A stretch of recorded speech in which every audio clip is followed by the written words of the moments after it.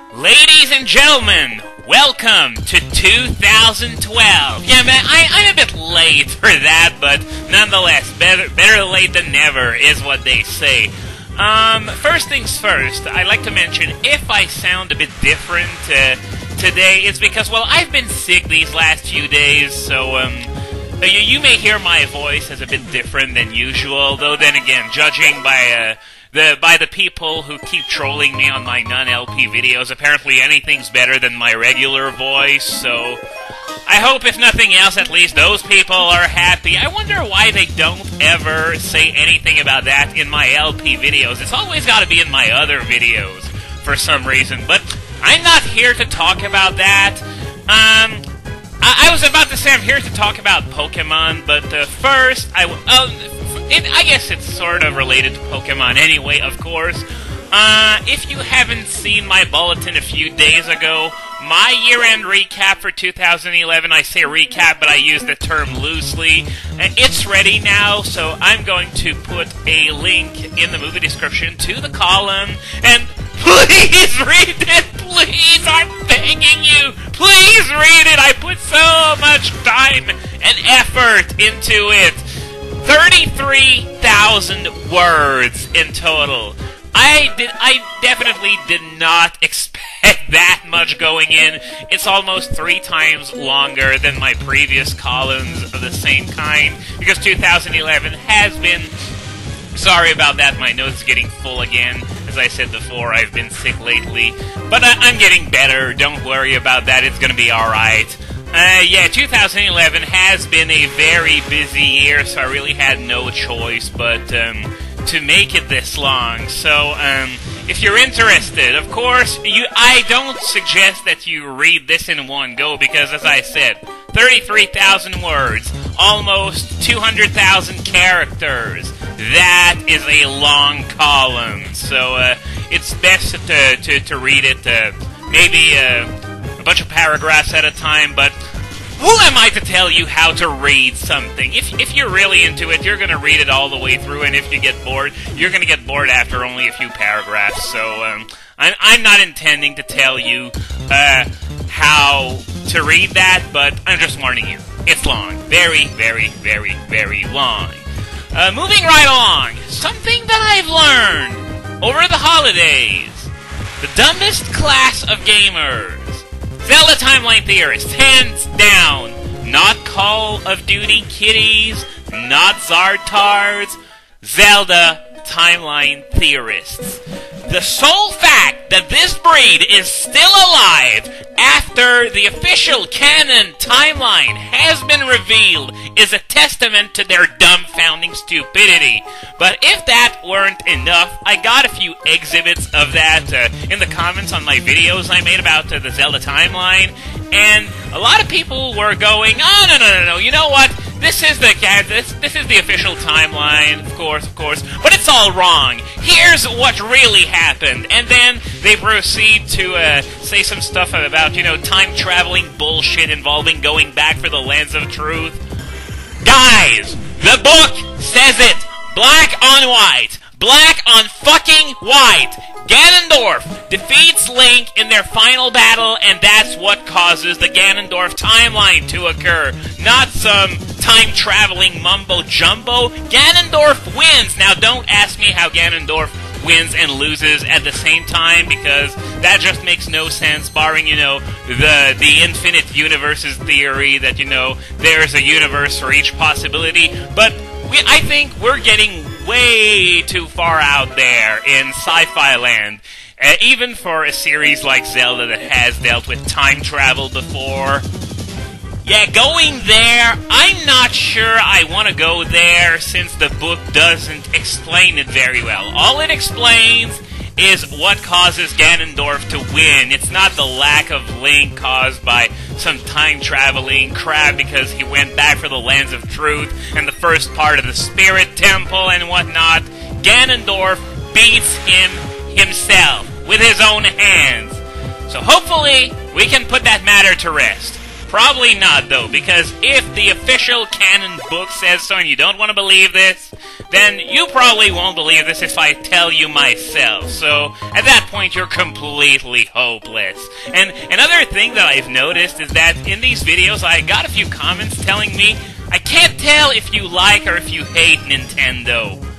I'm not sure about that, though, but what kind of difference does that make? Whether I like or hate Nintendo. Maybe it's because I said some good things about Nintendo and some bad things as well, and apparently now it's actually supposed to mean that I like or I hate Nintendo. I love Nintendo! It's one of my favorite companies ever! But even I have to admit that when they fuck up really, really badly. And that doesn't mean I hate Nintendo, because apparently the perception of the world some people have is all black or all white. Either you're a total fanboy of a company, or you hate it to death, and they can't do anything right. I just don't understand. How is it so hard to admit that all companies have their merits in areas where they are a little weaker? I'm gonna go with a Tyranitar, I guess, and need some level ups. At least, you know, the encounter rate's been crazy so far in this place, but the good news is that the wild Pokemon give good experience. They aren't that hard to kill, so gains are slow and steady. We're doing really well in this place so far. Though I would say that, yeah, sure, it's taking some time because of all those wild battles, but these are levels that I'm really, really going to need for the battles ahead. This is going to be very important. But back to what I was talking about, I just have no idea how people view the world anymore, because it's just so bizarre. There's no shades of gray. It's all black or all white. And that intersection that I just crossed, if you go down, there are some items, but if you go up, that leads to Mewtwo. So I'm gonna, as I said, I'm gonna do two separate runs. I'm gonna go down on this run, and after that I'm gonna back off. And in the next run, when I'm gonna have Houndour and everything, I'm going to go up straight to Mewtwo. So that is the plan that I'm going with for this place. But yeah, if I can stop interrupting myself, what I was talking about earlier about how you can't, you have to either love a company to death or completely hate it, sort of reminds me of the whole fiasco with the game review scores that's been going on this year. You've probably heard about it, but apparently 8.5 isn't a good score anymore. You can spend the entire review praising the game and say, oh, there's a little weakness here and there. But if the score is like 8.3, 8.5, people will only see that it's a bad game. I mean, originally, 5 was supposed to be average. Anything above that was good. It was a true 1 to 10 scale. Then it sort of evolved into, you know, a 7 to 10 scale that they call, where, you know, 7 is average, 8 starts to get good, but we're slowly heading towards a 9 to 10 scales, where anything less than 9 is absolutely not worth playing. And I don't know, I don't really have an idea if reviewers themselves are falling into that trap, because I don't follow professional reviews at all. I follow my heart, and I hope I hope many people still do the same, because professional reviews, for what they're worth, they're still just the opinion of one person that might not be the best designated person to play a certain game. But apparently, people are going to freak out now if a game doesn't get a perfect 10.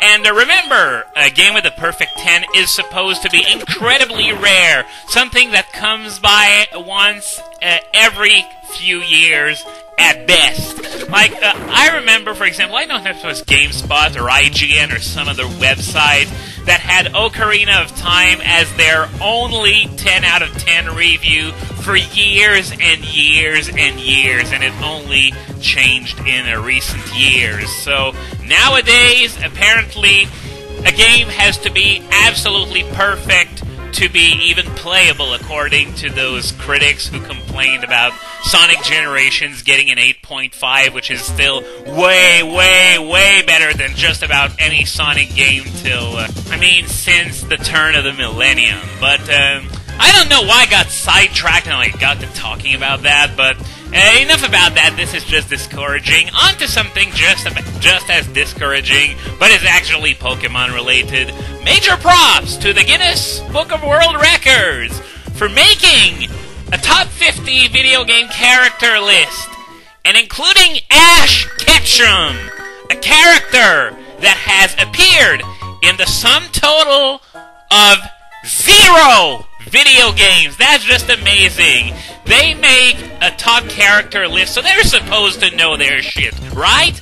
Right? And yet, they can't even make the difference between Red and Ash. It's really simple. Ash is that guy from the anime, Red is in the games, and there's another Red that might be the same, but maybe not in the mangas. But other than that, really? Ash Ketchum? One of the 50 best video game characters? What? Even if you were to take into account his anime self, what has Ash ever accomplished? Nothing! The whole point of Ash Ketchum is that he sucks ass! I mean,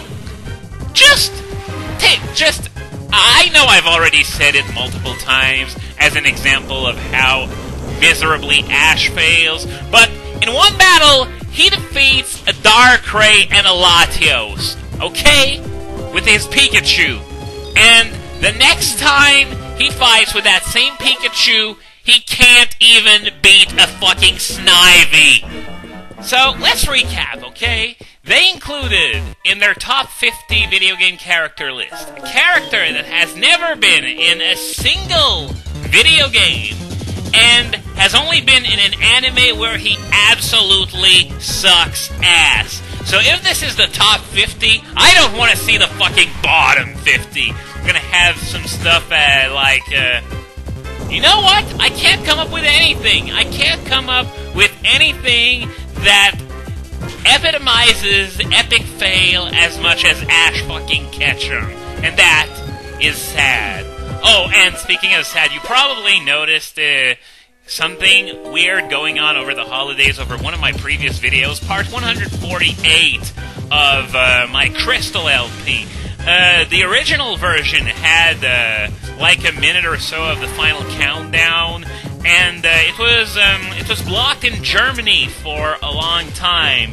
But apparently, at some point over the holidays, they decided to outright block that song from 215 countries. Not making this up. 215 countries. Fortunately, I had already made a censored video for the benefit of my German viewers. So now the main version turns out to be the uncensored one. I've updated my playlist with... No, the censored one. I've updated my playlist with the censored one. The uncensored one is still up. It's still available, but only for the people from those 30 or so countries where it's available, which include Canada, France, Japan, Spain, and a whole bunch of minor countries. But yeah, I was surprised too. I mean, it's just 1 minute of the final countdown, and suddenly it's blocked in 215 countries. None of my other videos that were blocked in Germany are like that. They are still only blocked in Germany. And back to the game, I'm just gonna throw this out there.